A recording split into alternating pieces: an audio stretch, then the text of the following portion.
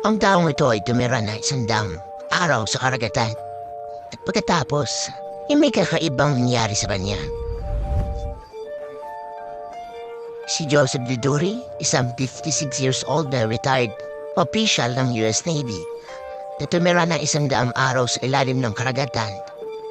Hindi lang nakakuha ng mahalagang datos sa science ang kanilang natuklasan, kundi siya ay bumata ng halos 1 dekada.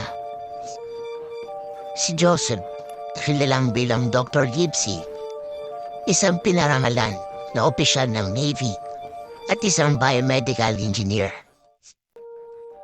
Noong March 2023, sinimulan ni Joseph ang Project 100, isang matapang na pakikipagsapalaran upang manirahan sa ilalim ng karagatan ng 100 araw. Nasa Jules Undersea Lodge, 30 feet sa ilalim ng dagat, at layunin ni Joseph na pag-aralan ng mga epekto ng mataas na presyon ng dagat sa tao. Sa loob ng 93 days, nagsagawa si Joseph ng mga eksperimento.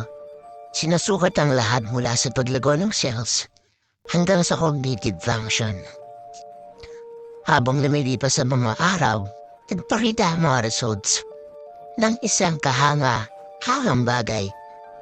Ang mga resulta ni Joseph ay nagsimulang magpakita ng mga palatandaan ng pag-rejuvenate.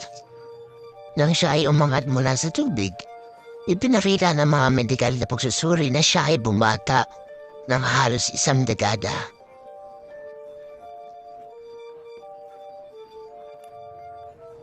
Kung may pagkakataon ka, gusto mo din ba itong subukan?